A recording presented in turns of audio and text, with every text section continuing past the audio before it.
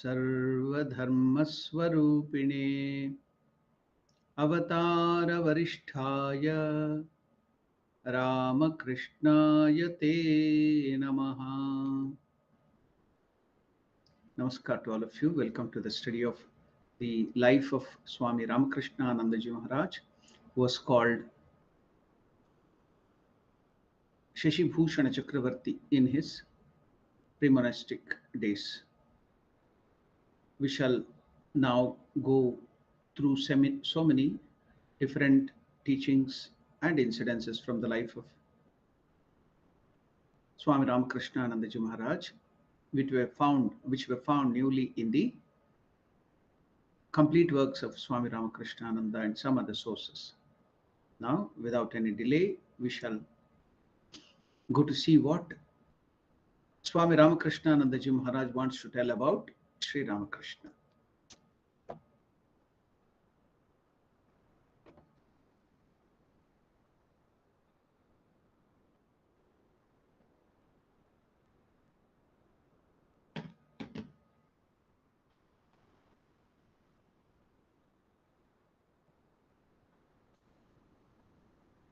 Shishi Maharaj or Swami Ramakrishna Maharaj is telling, religion, as Sri Ramakrishna taught, it was never vague or dismal. It went to the man where he wanted and lifted him up. It was not like an eagle which soars high in the air and calls to the tortoise, "Come up, tortoise, here, fly with me." Can the tortoise ever hope to rise so high or even fly a little above the water? Never, impossible. So Sri Ramakrishna in his teaching came down and carried the man up by degrees. It gave him new hope and courage. We should all know what is the meaning of Avatara. Avatara is not wearing different dresses like it is portrayed in different places, or we have an understanding of what Avatara is. But in reality, in the Samskrita Bhasha, the Sanskrit, Avatara comes from the word Avatarana. What is that Avatarana? Descending down, coming down. The Lord, who is at a higher plane of existence, or the highest plane of existence, out of compassion, out of infinite kindness, he comes down to our level so that we may raise ourselves to his level.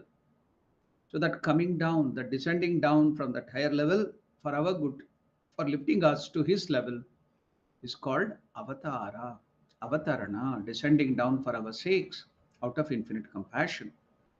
So we should keep that in mind when we term the name Avatara. God in his highest state, we can't even imagine about him. So out of infinite compassion, he takes a human body and comes down to our level and helps us to raise to his level. So Sri Ramakrishna in his teaching came down and carried the man up by degrees. It gave him new hope and courage. Not only he comes down to our plane of existence from his highest plane, even while he has taken the human form, he will come down even his teaching to our ordinary level and make us understand. And he carried the man up by degrees. It gave him hope and courage. That's why if you read Gospel of Sri Ramakrishna or the life of Sri Ramakrishna or any other teachings, each time you find new light. Each time you find new meaning. How is that? I had read it many times, the Gospel of Sri Ramakrishna, but this time I get a new meaning. I thought this is something new. Where was it hiding? It was not hiding. At that level of my existence, I couldn't understand that. I couldn't notice that, and that was not important. So when I move up, when I come up in spiritual life and on the rung of rung of the ladder of spirituality, then I understand and I notice something new. Where was it? I have read it 6 or 7 times or even more, but it was not seen to me. It was there, but we didn't notice because we were at a different level. So that's why you can see the Lord in his teachings too, he comes down and he carries every human being up by degrees, step by step. So that's why it's giving all of us hope and courage. Now Ramakrishna Anandaji Maharaj is telling, God may come at any time. He may visit you. He may be coming to your room. He may be coming to your place at any time. God may come at any time. Ramakrishna, Sri Ramakrishna would say, but this need not frighten us. God can come to us anytime, Ramakrishna would say, but he would also say, but this need not frighten us. Why? Ramakrishna is continuing. When the king wishes to visit one of his servants, he knows the servant will not have soft cushions and the proper things with which to receive him. So the day before he comes, he sends other servants to cleanse everything and prepare for his reception. Similarly, God, before he comes to the heart, now he will not send bolsters, he will not send cushions and beds and couches and other things. That is only for the king and the emperor. But what is this emperor of this whole universe? The king, the emperor of the emperor, the Lord, when he wants to come to our heart, what does he bring in? How does he prepare our heart?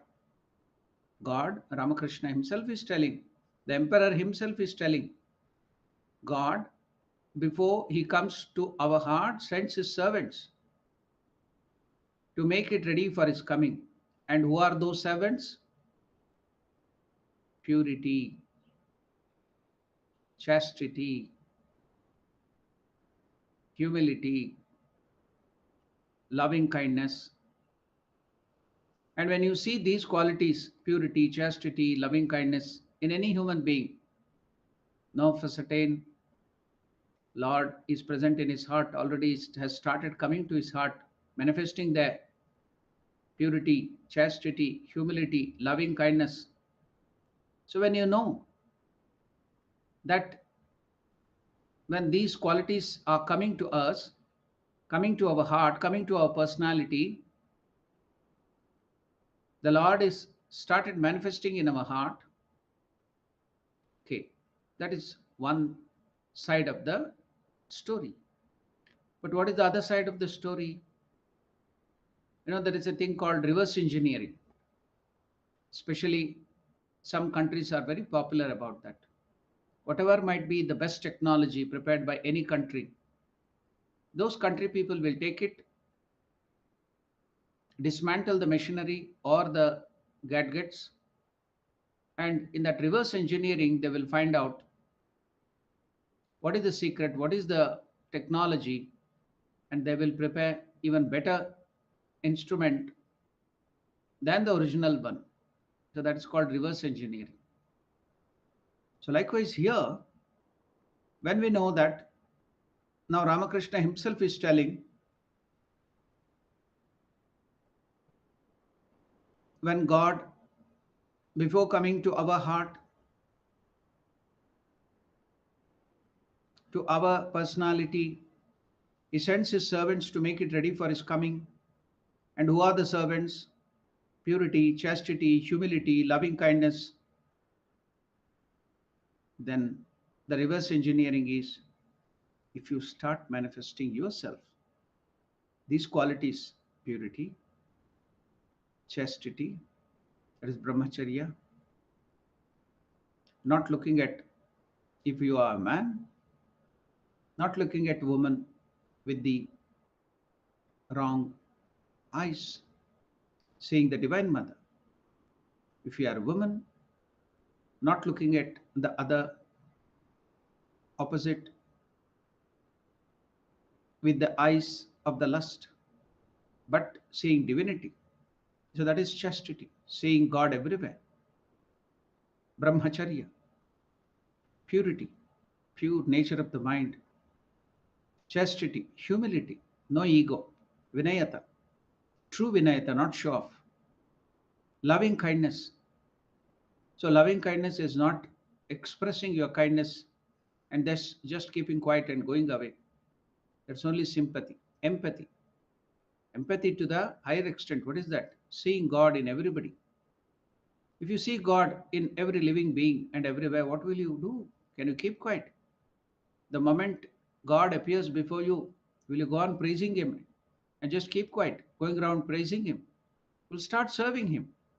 The moment you see the Lord, your Ishtadevata coming to you, you'll start serving Him. Serve Him to the content of your heart. Maximum service will you give Him. So bhakti comes from the root word bhaj, seva, yam, meaning service. Devotion is service, not simply just adoration. Adoration is the first part. You have to adore, you have to praise, you have to do the bhajans, everything.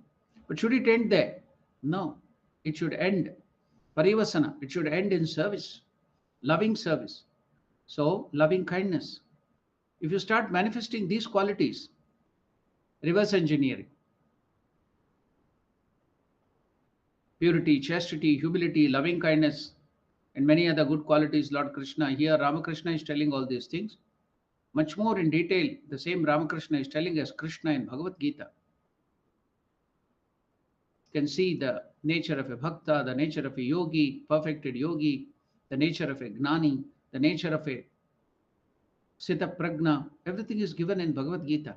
Start practicing that in your life.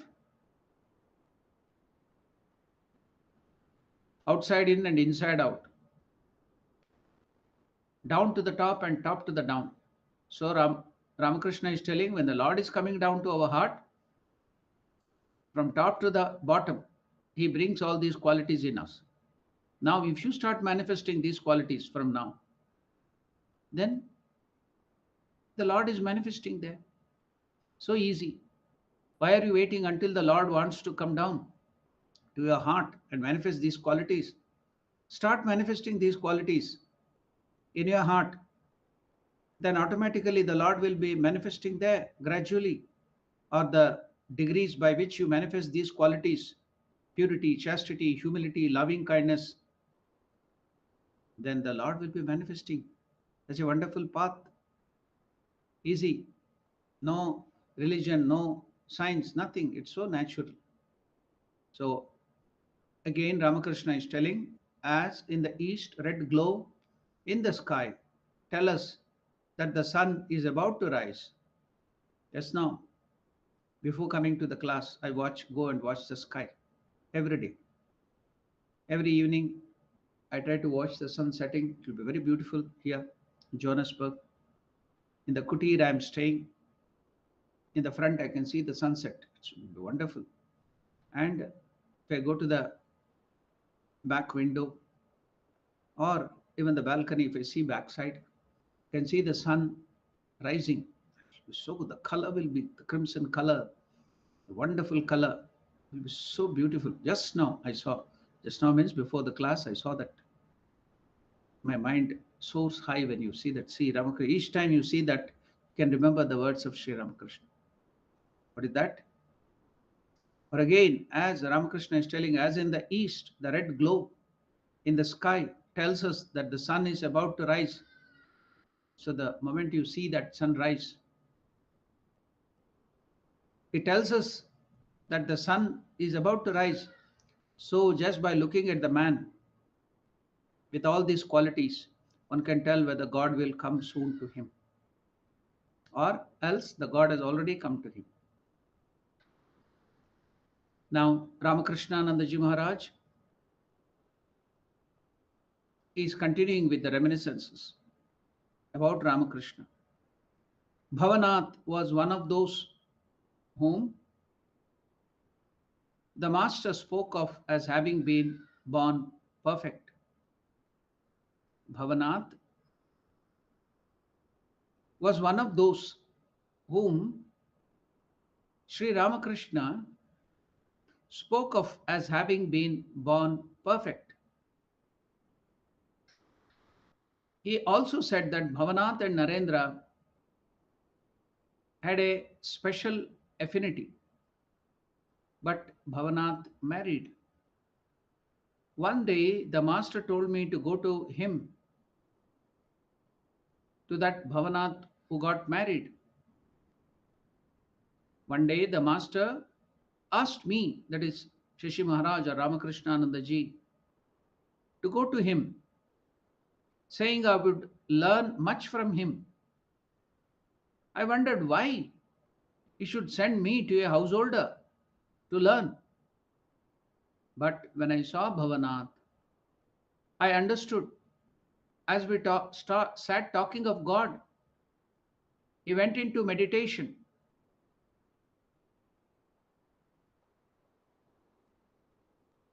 As we sat talking of God, that is with Bhavanath, Tishi Maharaj is telling, Bhavanath went into deep meditation and tears of bliss and devotion poured down his cheeks. One could see that he was completely immersed in God. Purna, Purna Chandra Ghosh, was another beloved disciple of Sri Ramakrishna. He was brought to see the master when he was only 9 years old, such a young boy.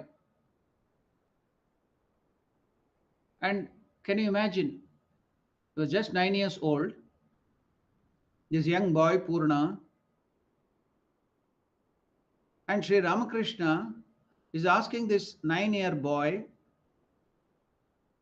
such a young boy, the 9-year-old child can't even know what this world is. It will be immersed in play. And play, we see here, the children come here. So they are just immersed in play. They enjoy sweets, they run about playing, play and play and play. That's all. And here is a 9-year-old boy, Purna Chandra Ghosh.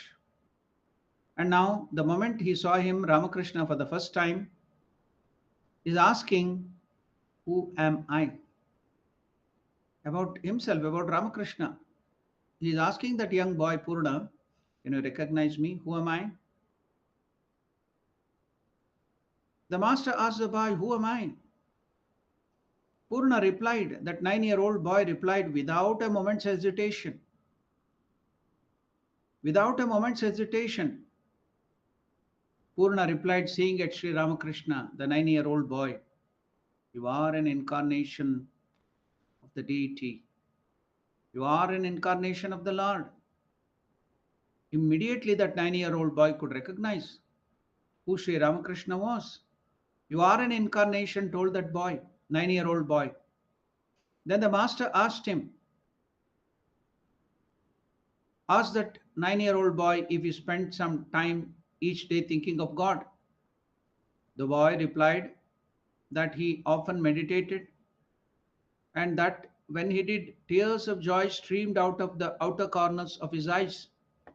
Many times when I spoke about tears, I take up that topic many times and I speak tears and Sri Ramakrishna. So I go on speaking about varieties of tears. So here Ramakrishna is to tell if the tears comes inner edges, that is because of the sorrow. If the tears come at the outer edges, then that is for joy, for the sake of God. So we can differentiate between what kind of tear is it. Is it tears of joy for the Lord's sake or tears of sorrow? You can also cry for tears of sorrow for God because divine discontentment. Oh Lord, you have not given me the darshan. But when you get joy out of remembering God, singing the name of the God, hearing that wonderful adoration of the God, form of the God, you get the vision of the God, then it is out of joy, exuberance of that joy. Then the tears on the outer edges. So now you can see Purna is telling Ramakrishna, you are an incarnation, that 9-year-old boy. Then the master asked him if he spent some time each day thinking of God, thinking of God. The boy replied that he often meditated. 9-year-old boy, no play, but thinking of God, just like Prahalada, Dhruva.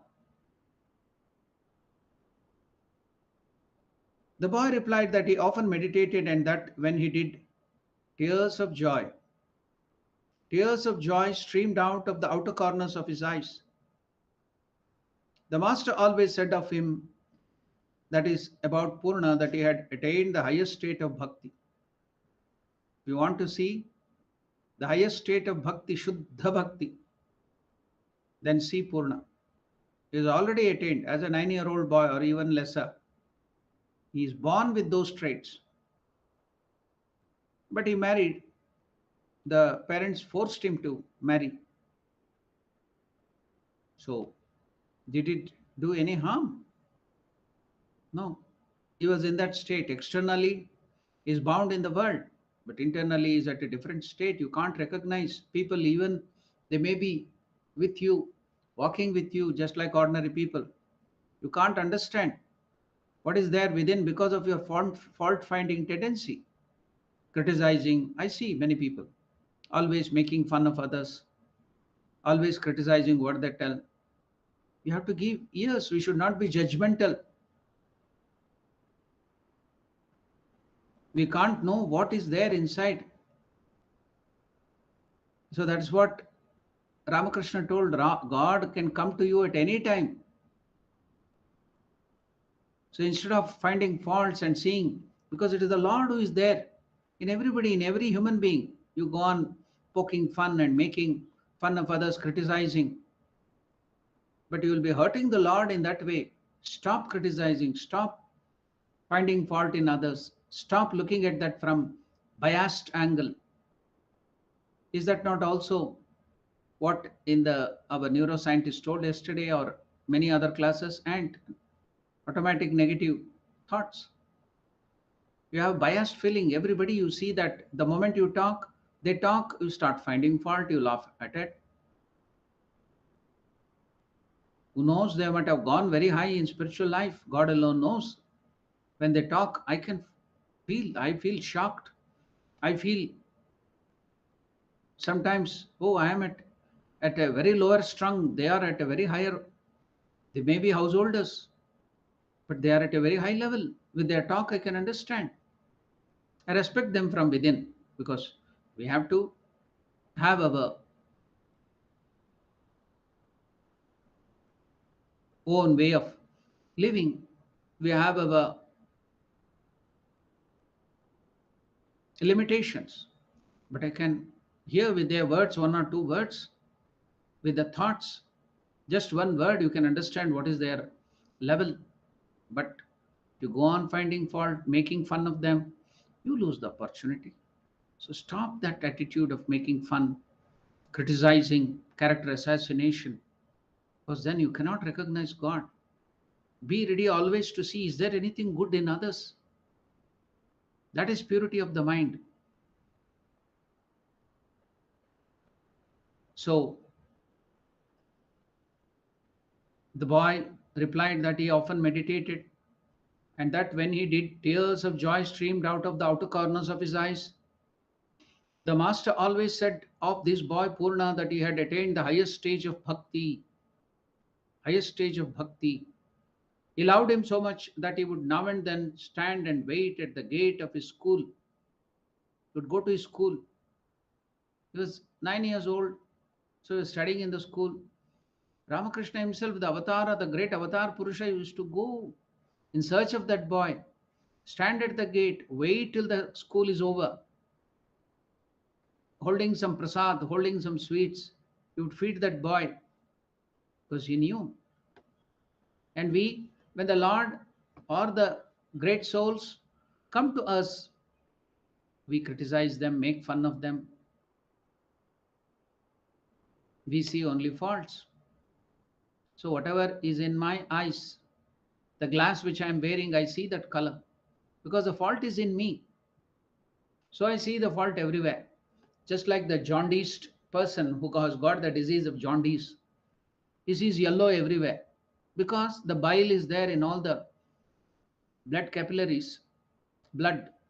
So the bile is yellow, it comes to the eyes, the blood capillaries in the eyes, everywhere bile. So you look yellow everywhere. So you have the fault, the defects in us, we have the fault in us, then we see that fault everywhere and making fun of them. Instead, see the good. Yesterday, in the class itself, Ramakrishna told, what is the difference between human being and God?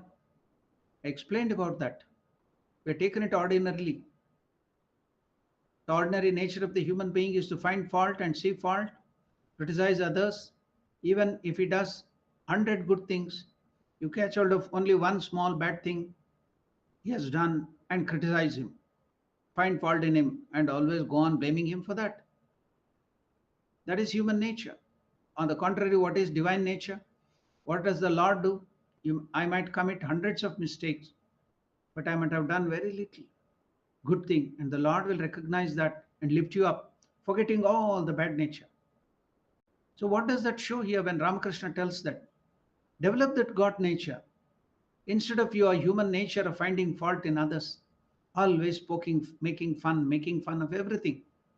Find good, even one good in the other human beings. Where is the time for us? Are we living hundreds and thousands of years on this earth? The next moment, tomorrow I may die. Where's the time? Before that, let me make use of this human life to see all the good and recognize, develop manifest my divine nature, become God myself. How can I become God? By seeing good in others. Ramakrishna showed that. So simple. Is it not? It's not complicated at all. Just find good things in others and recognize that instead of finding fault, that is the human nature, the demoniacal nature. And this is divine nature, seeing only good in others. Can't we start it now? Where's the time? Is your life so big, long enough? So you can see the master always said of him, Purna, that he had attained the highest state of bhakti. He loved him so much that he would now and then stand and wait at the gate of his school. Because if he goes to the house, or if the members of the family, father and mother, come to know this boy is going to Dakshineshwar to meet Ramakrishna, they might beat him. They might not allow him to go out at all. So he didn't want to hurt that child. So he used to go, stand at the gate of the school and wait at the gate of his school and give that boy some sweet meat, prasad, feed it with his own hands. And whenever he went to the house of any devotee in Calcutta, he always asked whether that boy Purna had come, and he would bring that boy to see him through other devotees. So if you have these qualities, love of God, then the Avatara himself will come to you, the Lord himself, the Guru himself will come to you. Manifest these good qualities. That is what it is told: purity, chastity, loving kindness, love for God. If you manifest all these qualities, seeing good in others, not bad in others, criticizing others, not having this quality, but having the good quality of seeing good in others, then the Lord will come in search of you. You need not go to God. See, you can see the example. Ramakrishna is going to see this boy Purna, to his doorstep, to his school, and he would make other people, devotees, go and fetch him. The Lord himself is bringing this boy and giving, showering his kindness. And whenever Ramakrishna went to the house of any devotee in Calcutta, he always asked that Purna be brought to see him. Purna, however, was a rich man's son, and his parents were afraid that he might be led away from them, he might become a monk, or he would go to religious life. They didn't want it. He wanted to They wanted to make that boy a worldly man, a householder. So they were afraid that Purna might be led away from them and become a sannyasin. So they did not let him go about freely. One day, the master, Ramakrishnanandaji or Shishi Maharaj is telling, one day the master who was in Calcutta for the day sent one of his disciples to bring Purna. The gatekeeper said that the boy was sleeping and should not be disturbed. So the disciple came back to the master without Purna. Now the master sent me. Who is this me? Shishi Maharaj, Ramakrishnanandaji. So the master sent Ramakrishnananda, and I somehow always, that is Ramakrishnanandaji or Shishi Maharaj, somehow always managed to do whatever Sri Ramakrishna asked for me. I went, pushed my way past the gatekeeper at Purna's house. That is the command of the Guru. Any command from the Guru is a Vedavakya.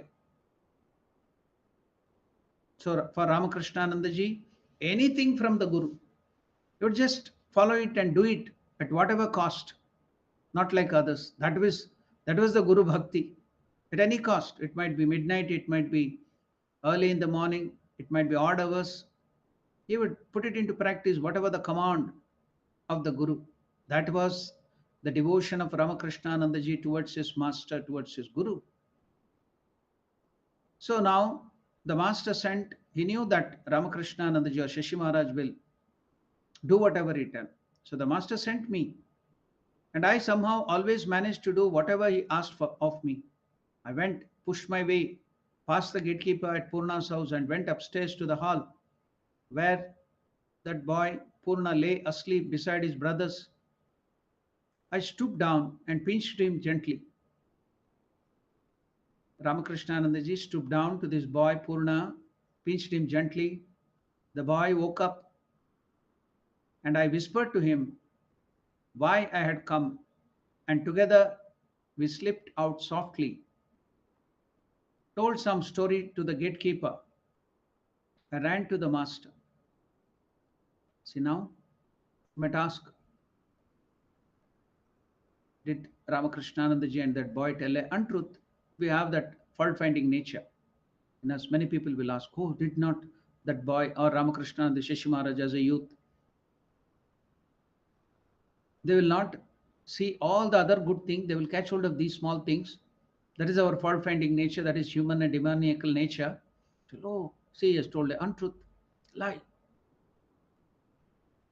That's why I tell the story of Lord Krishna explaining what is truth, what is untruth. So when it is for unselfish purpose, when it is to save a person's life, when it is for God, when it is to attain God, when it is to see, to go to God, that will not become a lie. Anything for God's sake, for realizing God, will not become a lie or a immoral thing, unethical thing. For the sake of Lord, everything will be divinized. So you should be very careful not to find fault here.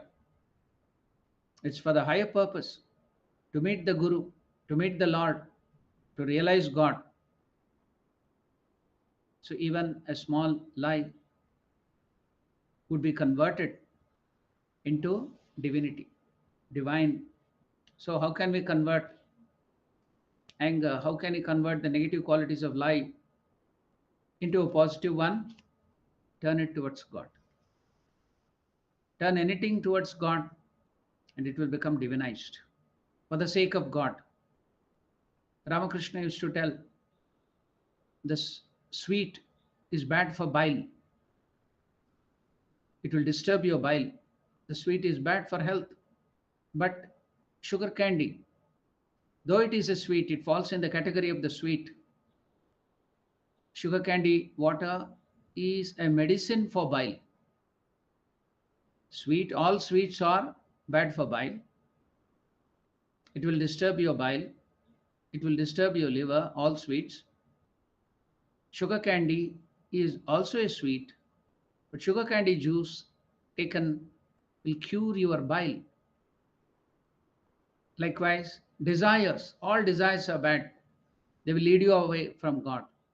But the desire for realizing God, desire for God, doesn't fall into the category of the desire.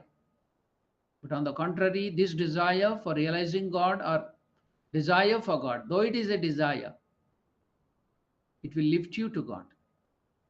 So we should not confuse here. So Ramakrishnanandaji is telling, I stooped down and pinched him gently. The boy woke up. Purna, I whispered to him that why he had come, and together we slipped out softly, told some story to the gatekeeper, and ran to Master, and ran to God. Ran. We're running towards God. No time. Time is too short. Run towards God. Now, another incident, Ramakrishnanandaji is telling, Suresh. What was the full name of Suresh? Surendranatha Mitra. Suresh was an arch skeptic, and he laughed at the devotion of the devotees like Balaram, and some of his friends showed for the Paramahamsa. So this Suresh earlier, Surendranath Mitra, he was by nature an arch skeptic, and he laughed at the devotion with which, like the devotees Balaram and others, some of his friends showed for Paramahamsa, that is Ramakrishna, at Dakshineshwar. One day, this Suresh or Suresh Chandra Mitra accompanied Balaram to the temple. What for? Is it to get anything spiritual? No. But his idea was determined to confound him by his arguments against belief in God. He wanted to prove Ramakrishna was wrong. He wanted to defeat him in his argument and insult him. So that's why Suresh came to Dakshineshwar to meet Ramakrishna, not to get anything higher or spiritual. So this Suresh Chandra, Surendranath Mitra, Suresh, an arch skeptic, he accompanied Balaram to the temple, determined to confound him, that is Ramakrishna, by his arguments against belief in God. But the moment he sat down in the presence of this simple sadhu, Ramakrishna, his mind. So he told me afterwards, who told? Suresh himself, Surendranath Mitra himself told afterwards, the moment I sat in the presence of Sri Ramakrishna, my mind became perfectly blank. He could not remember anything. He could remember nothing of all the fine arguments he had intended, he had prepared, he had planned, he had sketched. If Ramakrishna tells this way about God, I will counteract this. I will argue in this way. I will think all he had planned very nicely and written it down, the argument. How I will counter the arguments of Ramakrishna if he speaks about God in this way. All that plan, all that sketch, now his mind became blank. He could remember nothing of all the fine arguments he had intended to present before Sri Ramakrishna. But what about Ramakrishna now? The master spoke kindly to this skeptic, Surendranath Mitra. The master spoke kindly to him, as he did to everyone. Then, with apparent unconcern, he began to tell him certain facts about his personal life, which it was secret, nobody knew about it. So Ramakrishna started telling. First, he behaved with him very kindly, gently. The master spoke kindly to this skeptic, a non-believer in God who had come to confront him. But the master spoke kindly to him. Then with apparent unconcern, he began to tell him certain facts about his life. Suresh at once recognized Ramakrishna's divine power, and falling at his feet, afterwards became his devoted follower. It was he who contributed much towards the maintenance of the disciple. He had come there telling that I will expose your God-man, Ramakrishna. I will expose Ramakrishna as a fraud, as a hypocrite, and I will catch hold of his collar and slap him. And with this intention, Surendra Nath Mitra had come. But what happened? He himself got transformed. Do you want any more miracle? Transformation of character is the real miracle. Not bringing about some ashes and bringing about some ring and gold chain and curing some disease is miracle. It's a very ordinary miracle that any doctor can do, any magician can do. Can any magician transform your character? Can any doctor or even the highest psychiatrist transform your character, your nature, habits? See, that is a real miracle. Life transformation is a real miracle. So see here, what happened to Surendra, who had come with the intention of confronting, slapping, catching hold of the collar of Ramakrishna and slapping him, finding fault in him, exposing him.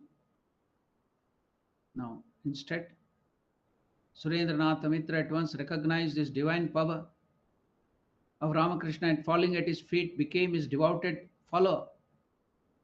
It was he who contributed much towards the maintenance of the disciples when they came to live with their master. And it was he, Surendra, who provided meals for those who visited Ramakrishna at Dakshineshwar. See, the bad people, the bad guys, the ruffians, if you transform them, the way they were intensely going towards the bad direction, if you transform them, they will also go intensely towards that good side. That's why anybody I would see handling the students, they may be ruffians, they may be very harsh, they may be bad, but I would have faith in them because of this matter. And I will try to transform them. Once transformed, they will go so intensely towards the good side. But what about these goodies? There are some people very good. Oh, just like soft chuda, flattened rice, you put to water, it becomes so soft, useless. Yeah, they are very good, goodies, nothing but useless, used for nothing. Oh, very good people. They are so soft like a cow, like a buffalo, they are so soft, or a buffalo or a cow, but of no use to the humanity, of no use to other people, of no use to anybody. Goodies. What is the use of such goodness? What is there to transform them? No use to the society. Goodness is for the welfare of the many, for the welfare of the society. That is real goodness. Just staying aloof, just staying, oh, I'm a good person, I believe in God, is of no use. This is what is required. See afterwards how he got transformed.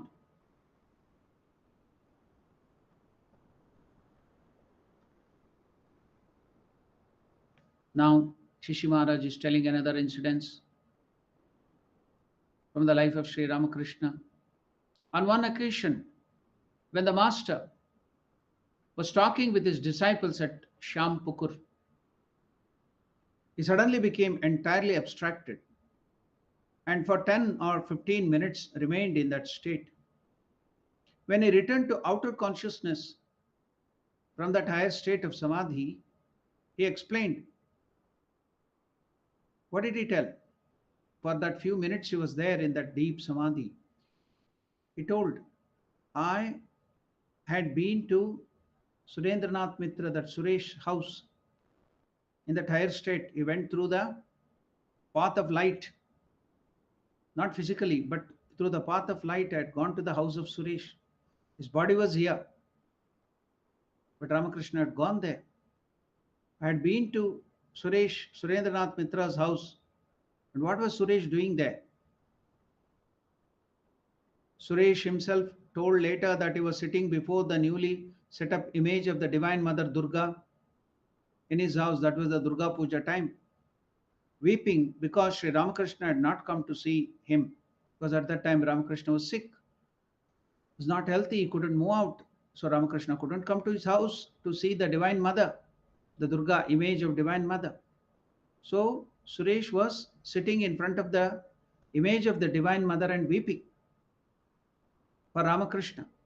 And that weeping for the Lord, you weep for Lord, you cry for the Lord, that intense feeling for the Lord, what will do? What will be the effect of that? If you cry for Lord, if you weep for Lord, what will happen? The Lord can't keep quiet. See here, Ramakrishna was sitting there in Shampukur, and Suresh is in his house some kilometers away, and he's crying for Ramakrishna that he couldn't come to his house for the Durga Puja. He's sick. And if you cry for God, what happens? Here, Ramakrishna went into Samadhi, and through the path of light, he went, visited the house of Surendra and blessed him. So if you cry for God, the Lord will be forced to come to you. He can't stay quiet when you cry for him. The Lord can't stay quiet when you weep for the Lord. He'll come running to you, just like the mother. When the baby cries for the mother, whatever might be the work, the mother will throw away even the important work and come rushing towards the baby. Have you not seen it? Likewise, God is the real mother of all of us. The moment we weep for God, we weep for so many things. You weep for money, you weep for name and fame, you weep for so many things. Have you shed one drop of tear for God? Just weep for God. Just cry. And that real cry for God, you can't keep quiet. See here, Lord will come rushing. And here Ramakrishna is sick with cancer in Shampukur, can't move out. But when Surendra started crying in his house for the master, he went into Samadhi and went through that path of light towards his house. And he saw, he's explaining what happened.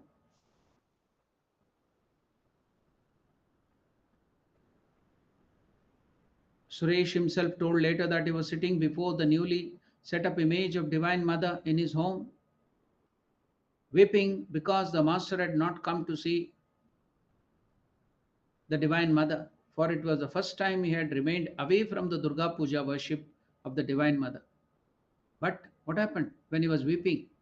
Suddenly he saw Master before him in his house. Suddenly he saw Master before him, consoling him, patting him on the head and consoling him. The Master stayed with him for a little while and then went away, leaving Suresh's mind perfectly pacified. Another devotee, now I forget the name, after Ramakrishna's passing away, somebody had given huge amount of money at that time. 500 rupees means something like 50,000 rands or 500,000 rands at that time, 175 years back. That was the value of rupees. So he was carrying 500 rupees. Somebody had given for safekeeping. While going the train or the tram car, it was pickpocketed. Somebody pickpocketed that money. The pocket was cut. And when he came out of the tram and noticed that the money is gone, that was kept for safekeeping, he is from the middle class family. How can he repay that money? He can't earn so much of money. So he was so much, because he was a really gentleman, he didn't want to deceive anybody. So he went to the bank of Ganga where nobody was there and started crying to Master Ramakrishna. Master has already given up the body in Samadhi. Master is no more. But he started weeping for Master, crying, Master, what can I do? What have you done to me? I have lost this huge amount of money which was kept for safekeeping. Now where shall I go to get that money? He started weeping and weeping. Master is not there in the body, physical body. Suddenly appeared something, I think his name is, I forget his name, whatever might be the name. Master told, why are you weeping so much, my dear boy? What happened to you? Then he explained, Master, is it? No, it is not there. Go. There, can you see the stone lying there? Bank of Ganga. They were standing on the bank of Ganga. Can you see that stone? Lift that stone. It is under that. Your money is under that. He ran, rushed, and removed. He saw that exact, that 500 rupees with whatever denomination, with whatever number, the same thing found there. So cry for the Lord. The Lord can't withstand, he will come running. So here you see this Suresh was crying for Master. This is the first time he couldn't come to his house for Durga Puja. Sitting in front of the image of Durga and crying for Master, he couldn't come. So the Master here sick with cancer in Shampukur house. That cry, that intense feeling for the Lord. He couldn't keep quiet. He went to Samadhi and he came there to his house. And here Suresh had got a vision. On one occasion, the Master was talking with his disciple at Shampukur house. He suddenly became entirely abstracted and for 10 or 15 minutes remained in that state of abstraction in Samadhi. When he returned to the outer consciousness, Ramakrishna explained, I have been with Surendranath Mitra. Suresh himself told later that he was sitting before the newly set up image of the Divine Mother Durga in his home, weeping, because the Master had not come to see that image of Durga, for it was the first time he had remained away from Durga Puja, worship of the Divine Mother. Suddenly, that crying Suresh saw the Master before him, and the Master consoled him. The Master stayed with Suresh for a little while and then went away, leaving Suresh's mind perfectly pacified. So these are some of the incidences. Another incident about Sri Ramakrishna told by Shishi Maharaj. Shishi Maharaj or Swami Ramakrishna is telling about Ramakrishna. Sri Ramakrishna had practiced pranayama, breath control. Not one path has he given up. Hatha Yoga, he has done Hatha Yoga, reached the perfection. Jada Samadhi. Yoga, he has reached the highest summit. Jnana Yoga, Karma Yoga, Raja Yoga, Islam, Christianity, all sects of Hinduism, Vedanta, Bhakti Shastra, everything. Nothing, not one single path had Sri Ramakrishna given up. He practiced everything and reached the zenith. Now, Ramakrishna is telling how Ramakrishna practiced pranayama, which is really thought of as breath control, but in reality it is not breath control. Pranasya ayamaha. Prana means the energy. The original force is called prana. Not the life force or something. Just like the original matter. You go on dividing and redividing matter. What is the study of matter? Chemistry. What do? You go on dividing and redividing and go deeper into the matter, which is chemistry. So now they have come up to the level of, after the subatomic particles, first it was molecules, then it was atoms and subatomic particles, nucleus, electrons in the nucleus, protons,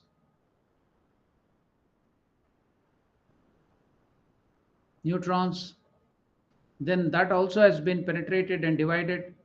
They have gone to the level of the subatomic particles, also have been divided, gone deeper. They have gone to quarks.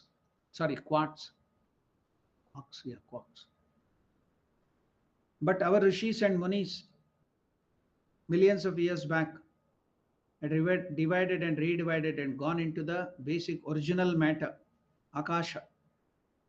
The original matter is Akasha, not empty space. Even what the empty space is filled out, that is Akasha, original matter. And that is still gone. That is the gross elements, 5 elements, Akasha, Vayu, Agni, Apa, Prithvi, gross quantification. Go back still, the subtle Akasha, subtle 5 elements and subtle Akasha, the original matter. That is the where our rishis and munis, the great scientists, have gone deeper. Where rather our scientists, the present day, have gone only up to the subatomic particles and quarks. They have not even gone further. The original matter, Akasha, Likewise, the study of force. The study of force is physics. External force, if you study. So they are going now. So many varieties of force. We're getting magnetic force, magnetic power, electrical power, thought power, going deeper and deeper. What is the original power? That is prana. The original power, the basic power from which all the other energies come, that is prana. Just like the original matter, akasha, the original power, the original energy, that is prana. That is called as Shakti, Divine Mother, Kali, Shakti, prana. And what is the original matter called as Shiva? Shiva, Shakti, combination of these two is all this creation at different level. Matter taking up matter, the Divine Mother, the original prana at different levels of vibration, at level of energy, it creates. That's why you see the varieties, the multifarious thing. The only one thing, let us take up molecules, let us take up atom. How can you see the difference? The same atom, the same with the nucleus and the electrons, the neutrons and the protons. It is the cloth here, that is the table there, that is the wood, that is the plastic, and that is the other sponge or couch or so many other things. How does it make the varieties? Though it is the one matter, okay, let us take the atom itself or the subatomic particles. How it is caused? So the cause of creation, this multifarious activity is prana. At different levels of vibration, at different levels of frequency of the prana, it takes up the same original matter and creates this multiplicity. And what is that akasha? When the same prana is manifested, it is in its kinetic form, it is prana. When the same prana becomes potential, that is akasha. Interconvertibility. Einstein might have found the interconvertibility of matter, taking the idea from Kananda during his time. Swami Vivekananda gave that in Europe to Tesla. Not Europe, in America, wherever it might be in the West. He gave it to Tesla, Nikola Tesla. Tesla couldn't show it to the world. He couldn't get the name and fame. That idea got into the hands of Einstein. And Einstein has told it, one Mr. Kananda from India. This idea of interconvertibility of matter into this thing in his lecture, it was given. Now, our rishis and munis, the interconvertibility of matter into energy and energy into matter is there in our Vedanta and yoga, in our scriptures. So that original power, original energy is prana. So pranayama means pranasya ayama, controlling that original prana, that is pranayama, not just breathing exercise. Breathing, because the breathing is done because what is the grossest form of prana or energy which you can handle, which I and everybody can handle, that is the breathing, which is there, the grossest, it is in my hand to control. So through this grossest form of energy, I go to the subtle, behind this breathing, the lung control. Then through the lung, what is controlling the lung? The nerve currents, the nerve. And from that nerve currents to the neurons, go to the brain to the mind, thought. So like that we go in the reverse way from the grossest to the subtlest. And then we reach prana, the original energy. So control of that prana, original power, original energy is pranayama, not that is the grossest form by which we are going to the subtlest. So this is, breathing is only the external form. So pranayama, Ramakrishna was expert in that. Sri Ramakrishna had practiced pranayama, breath control so much. Nothing would he stop there at little. He practiced it to the perfection and got the result of it. Ramakrishna had practiced pranayama so much that he had formed a habit of remaining for long periods without breathing. Kumbhaka, Ramakrishna out of experience, is seeing that and he is telling us about Ramakrishna. Sri Ramakrishna had practiced pranayama so much so that he had formed a habit of remaining for long periods without breathing, kumbhaka. Now and then he would stop breathing entirely. Even after we came to him, he used to tell us, Ramakrishna used to tell us, whenever you see that I am not breathing, please remind me of that I am not breathing, please remind. Sometimes when Sri Ramakrishna was sleeping, we would see that the breath had stopped. Then we would wake him up and tell him, Master, you are not breathing. Oh, thank you, he would say, and again begin to breathe. So he had perfected pranayama and the kumbhaka would be automatic.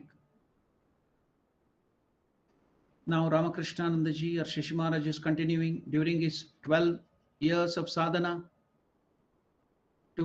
During the 12 years of his spiritual practices, the master Ramakrishna did not know when the sun rose or when it set. That is, he had lost the idea of time. Time is totally lost because he was immersed in sadhana. He was immersed in God and God alone. When you immerse in samadhi, when you immerse in God, time sense is lost. You're gone beyond Maya, which is time, space and causation. So Ramakrishna is mentioning that during his 12 years of sadhana, the master did not know when the sun rose and sun set. He did not know whether he had taken food or not. Occasionally, when a moment's consciousness would come, he would feel as if someone were dwelling inside him, and he would ask that person who is dwelling inside him, who are you? Why are you here? So completely had the mother, divine mother, so completely had the divine mother Kali or Durga possessed him. We have known about the possession of the ghost, possession of the demons or some other bad forces. Have you heard about the possession of the divine mother of God? We are all really possessed of that. Inwardly, we are all that. We have been possessed by God, but we do not know. But we want to be possessed by the ghost. So here you can see, occasionally when during that sadhana, immersed in that God, occasionally Ramakrishna, when a moment's consciousness would come, he would feel as if someone were dwelling inside him, and he would ask the divine personality, who are you? Why are you here in my body? So completely had divine mother Kali or Durga possessed him.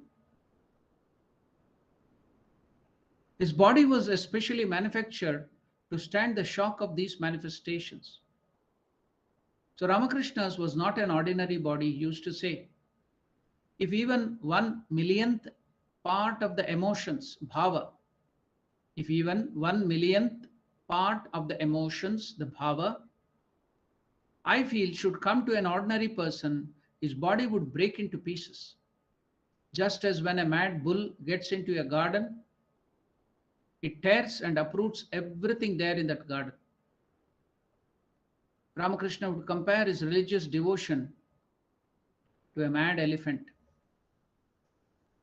So we'll stop the discussion of the reminiscences of Sri Ramakrishna by Ramakrishna-Nandaji or Shashi Maharaj. Now we will go to the other part of the complete works of Ramakrishna, where we have the lectures and the teachings, whatever Sri Ramakrishna-Nandaji or Shashi Maharaj has told in his lecture in South India, in Burma and some other places which has been recorded.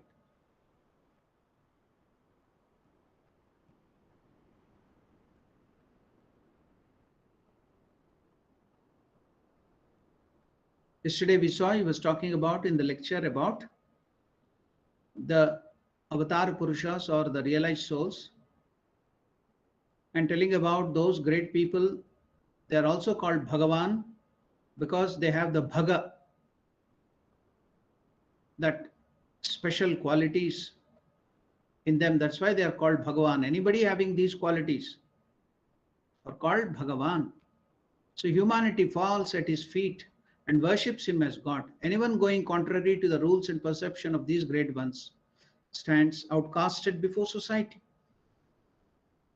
So the person who goes against these great people, or the realized soul, or the Avatara, he is anathematized in the present life, and the future is dead to him. Anybody going against these great people, the realized soul or the Avatara, that person is anathematized in the present life, and in the future is dead to him.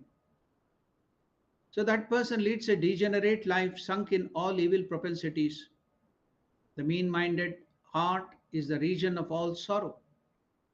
But on the contrary, the purified heart is the seat of happiness.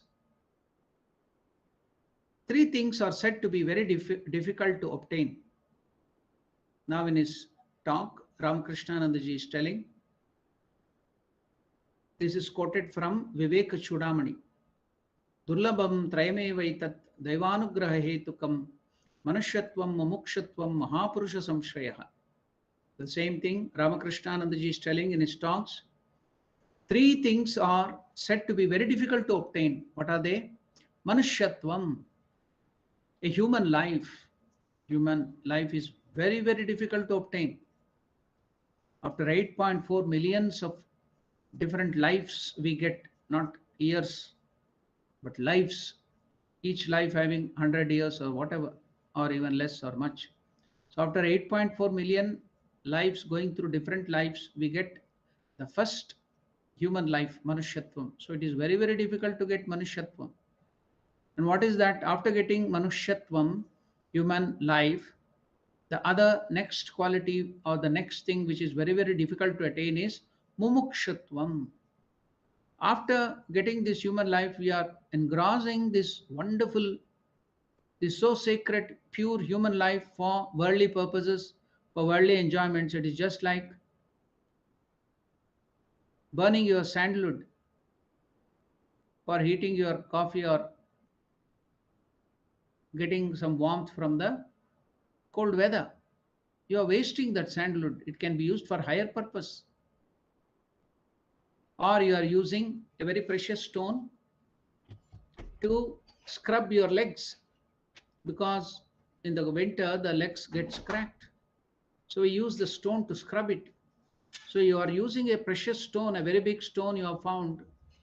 It's a precious stone, it may be a diamond or a whatever.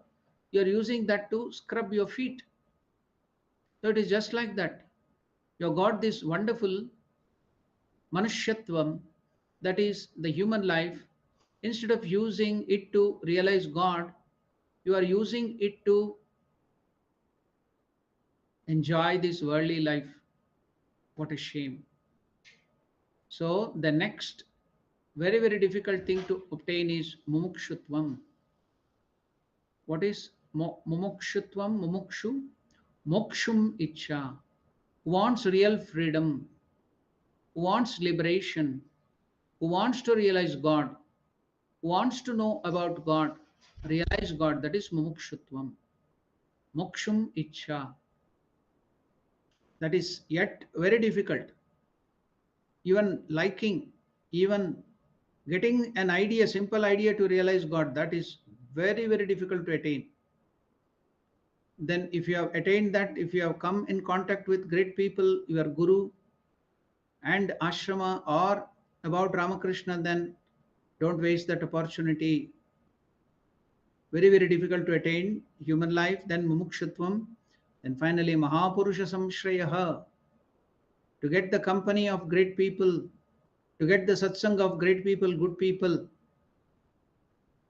is next very, very hard to attain, Mahapurusha Samshrayaha.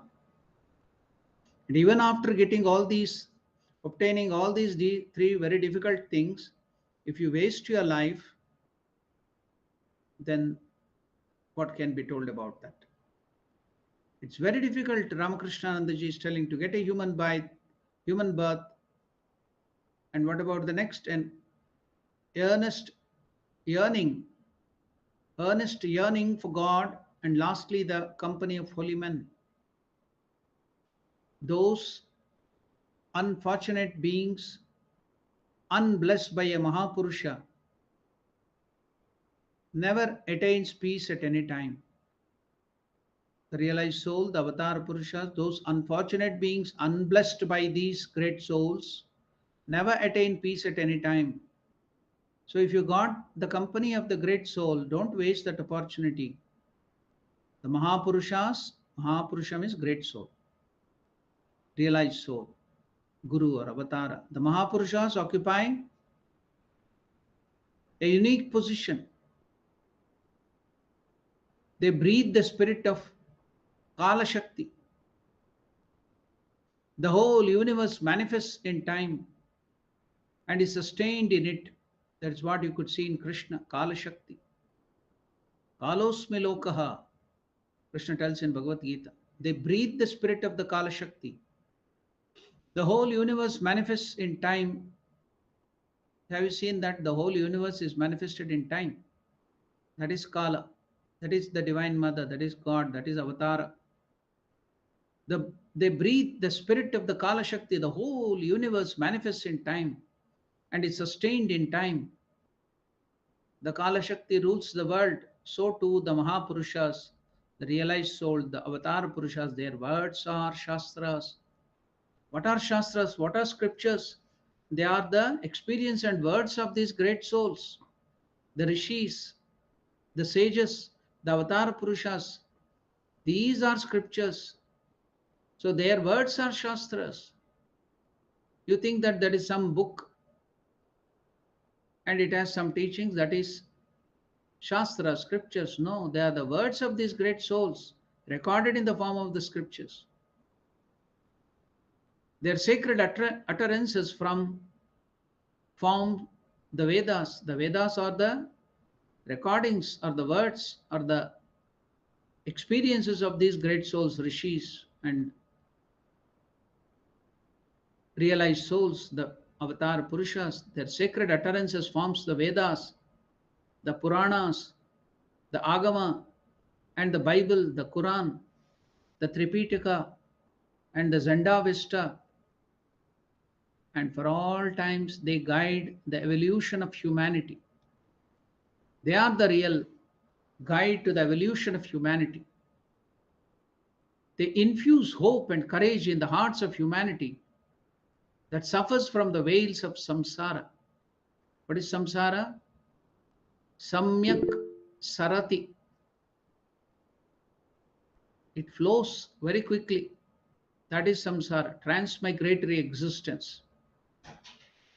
So these great people infuse hope and courage in the hearts of humanity that suffers from the veils of samsara. You want to catch hold of some joy and some things in this world, but it slips away. It is moving so quickly. Samyak sarati, just like the river. So that's why it's called samsara. So that's why humanity suffers, because they want to hold something. People, loved ones, things, money, it slips away in the space of the hand so quickly. Samyak sarati, this world quickly flows off. So they suffer, the humanity suffers from the veils of samsara. But if you come in contact, if you get the grace of these great souls, they infuse hope and courage in the hearts of humanity that suffers from the veils of samsara. These great people, the Avatar Purushas, the Kala Purusha, they have cleared the path for men to reach the real goal of life and themselves trading in it, have shown a practical way out. We cannot describe their greatness. They are our real fathers, our real mothers. They are our real fathers and mothers. Our earthly father is only, the biological father or the earthly father is only an instrumental, is only instrumental in our coming to this world. But our divine fathers give us perpetual benediction. Hence, they are called our gurus. So, another wonderful definition for guru, note it, put it into your diary. What is guru? The great ones, the realized souls, the Avatara Purushas, they have cleared the path for men and women to reach the real goal of life and themselves trading in it, having shown a practical way out of this transmigratory existence or the miseries or the problems of this world. We cannot describe their greatness. They are our real fathers. Our biological or earthly father is only instrumental in our coming to this world. But our divine fathers give us perpetual benediction. Hence, they are called our gurus. So you can come to know another term for guru. The divine mother takes their form. It is the divine mother who has taken, or the Lord himself has taken the form of the guru and presents. So the divine mother takes their form and presents herself before us as our guru. And we worship them with the words Gurur Brahma, Gurur Vishnu, Gurur Devo Maheshwaraha, Guru Reva, Guru Sakshat Param Brahma, Tasmai Shri Gurave Namaha. When the Kala Shakti is angry with us, when the Kala Shakti or God is angry with us, but Guru can help us. Araurushte Guruhutrayate. When Hari or Hara, Kala Shakti, becomes angry on you, you can be protected by the Guru. Guru can protect you. But, but, but, when the Guru is displeased, when the Guru is displeased with us, no power can help us. Guraurushte na kaschana. Araurushte Guruhutrayate, Guraurushte na kaschana. Nobody can protect you if the Guru is displeased. So please do not try to displease the Guru. Even if you may displease God, Kala Purusha, Hari, Hara, Brahma, the Guru can protect you. But Gurauruste nakaschana, nobody can protect you if the Guru is displeased. So when the Guru is displeased, Ramakrishna ji is telling with us, no power can help us.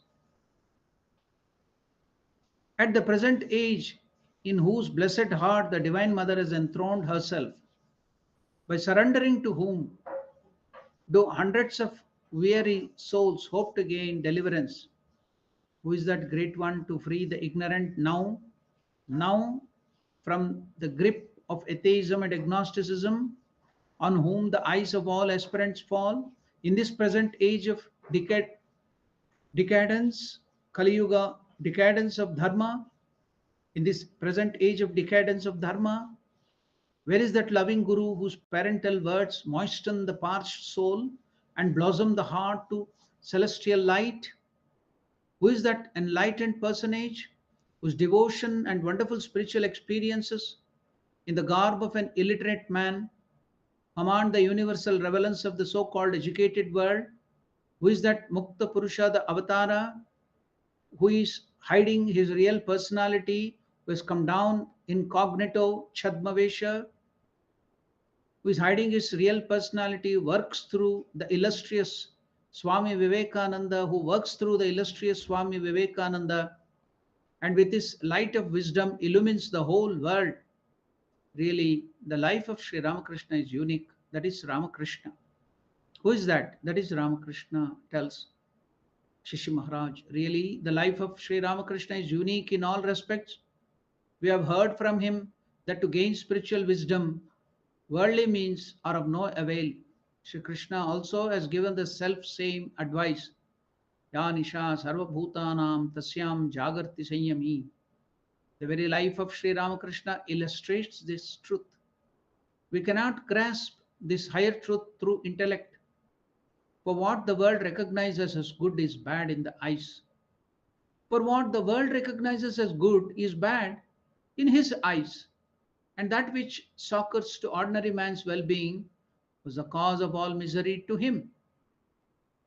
It is very difficult to take any measure of his it is very difficult to take any measure of his greatness. To understand him a little It is absolutely unnecessary to examine a few incidences of his pure and exalted life. We have already mentioned that whenever there is an extraordinary exhibition of power, God is present there in a special sense. Now, it is possible for you to question, can an illiterate Brahmana paid rupees 7 or 10 for the priestly office had so much power in him to exact the worshipful reverence of the whole world? You may say that such is not the case. Yet, the life of Sri Ramakrishna, hidden from public eyes, yet the life of Ramakrishna, hidden from the public eyes a decade back, has begun to influence the modern world perceptibly. There is hardly one at present who is unacquainted with his name or desists to pay homage to his greatness. What may be the reason for this? In reply, we can only say that his illiteracy and poverty are the very qualifications. His illiteracy and poverty are the very qualifications that have made his name so widely known. To achieve the end, the means are necessary. To achieve the end, the means are necessary. The goal is reached through the path. The goal is reached through the path. But does it need any proof to proclaim the greatness of one who has achieved the end without the usual means, who has reached the goal without betaking to the ordinary paths? One can gain a battle with all the equipments for it. But does it not require superhuman power to defeat a host of enemies armed with all the implements of war single handedly without any material to fight? He who achieves this is universally recognized as divine. In the modern age, the certificate for education is gained through reading books. In the modern age, the certificate for erudition is gained through reading books. The more one has read, the greater is his name as a scholar. It will not be exaggerating the truth if I say that Sri Ramakrishna's book knowledge was partially nil, practically nil, not partially, practically nil. Sorry for that. It will not be exaggerating that if I say that Sri Ramakrishna's book knowledge was practically nil. Used to call a grantha a granthi, that which binds. The book is a knot that binds. Scholarship tickles the vanity of man, binds him to the worldliness with knots of egotism and pride. In his youth, Sri Ramakrishna picked up the acquaintance of the learned Pandits he used to attend with eagerness all his learned conversation. He used to attend with eagerness all that Pandits, the scholars' learned conversation. He, the Pandit, used to explain the truth that the Jagat is false, this world is untrue, and Brahman, God alone, is true. So Sri Ramakrishna had inferred that the Pandit was free from attachment to the world because he is telling that. But the very same scholar, Pandit, having got some blows from the world, betook to officiate for earning little money. This shook away all his faith in that scholar Pandit, and thenceforward he understood that true wisdom and bare book knowledge are poles asunder. True wisdom and bare book knowledge are poles asunder. So Ramakrishna lost all his respect for scholarship. In afterlife, he used to compare the scholarship or panditry carrying on the heated discussions on Vedantic problems with kites, with vultures that mount up high in the heavens but still their eyes on the carrion dead rotten animals below. Their lips may voice forth the great truths, but their hearts are soaked with worldliness. One of his disciples, Ramakrishna's disciples, once relinquished his seva only to find more leisure to push on the study of some Persian texts. In loving terms, the master admonished him, "Dear one, such studies distracts the mind and dims one's devotion to the Lord." These words brought the disciple to his senses. The minds get preoccupied with various disturbing thoughts by too much study. The real imagination of man is vitiated. If such study helps to build up this imagination, well and good. On the other hand, if it stifles all originality in man, then away with it. Thus, giving up these unwanted studies, the master dived deep into the recesses of his own heart in search of truth, and finding that rich treasure mine, began to distribute its wealth to all alike day after day. The scholars, the illiterate, the princes, the peasant, and all considered themselves blessed in drinking deep the word of advice from the perennial fountain of his wisdom and realization. So we will stop our discussion from the complete works of Swami Ramakrishna now. Maybe for some days or some months we'll be halting this study because I'll be moving to a different place. So if God wills, if Ramakrishna wills, we will start this discussion on the life of Ramakrishna and other direct disciples in future, if God wills. So now we will dedicate some time for the question and answer, if you have any. Are there any questions? Are there any doubts?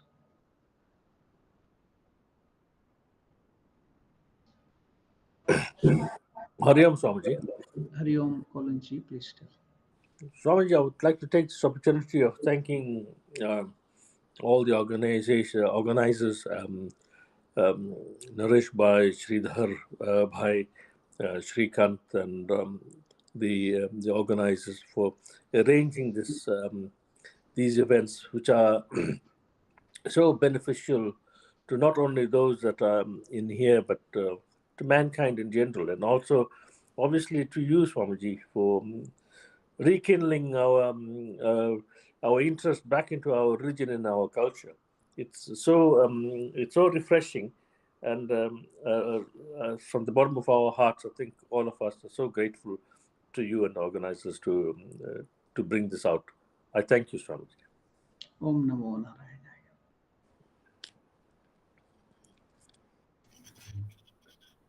Om Namo Narayana Maharaj, Jai Sri Ramakrishna. On behalf of the devotees, we also thank Maharaj for really all the deep research work of transporting us into this divine plane of Sri Ramakrishna and his divine play. Revered Maharaj, I also thank you infinitely and boundlessly for bringing us that oil of devotion as we traverse this path of our worldly responsibilities. And every morning we wake up to these lectures, and this really fuels us up to go out there and do the things we do best, but more importantly, being able to transform that into service to the feet of Sri Ramakrishna. Swamiji, we wish you a safe trip, and we're looking forward eagerly to the forthcoming lectures with even greater fervor. So congratulations in advance to to Revered Maharaj from all the devotees. And I just want to reiterate, this is a decision taken by our worldwide Ramakrishna Math Mission authorities to appoint Revered Maharaj as the president of our center based in Durban, the Ramakrishna Center of South Africa, Durban. The official announcement and handover will take place on the most auspicious day, being Krishna Janmashtami. Om Namo Narayana Maharaj. Jai Sri Ramakrishna. Om Namo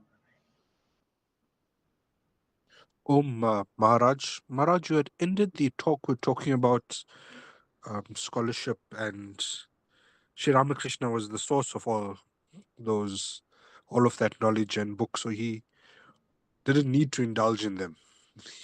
But for our purposes, Maharaj, if you had to recommend maybe 1, 2 books that a devotee should read, Maharaj, what would it be? Now here we have to grasp the truth. Here whatever Ramakrishna is telling is, whatever leads you, gives inspiration to realize God, to the highest goal of our human life. You can read all those books. If you read the same book for the sake of just name and fame, scholarship, for quoting it to others, that is what not Ramakrishna is telling here.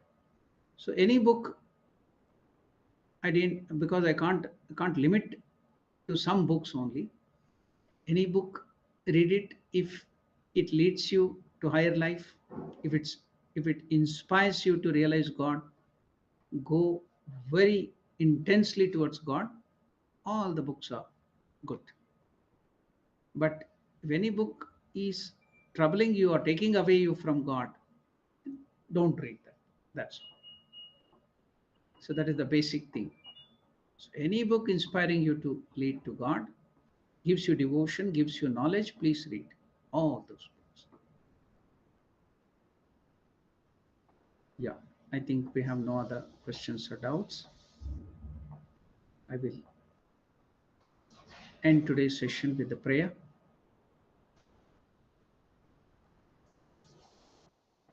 Om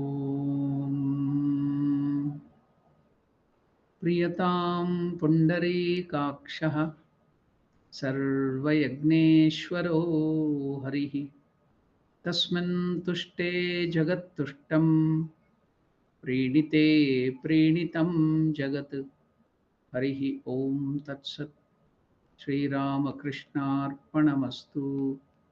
Thank you. Namaste. Om Namo Narayanaya.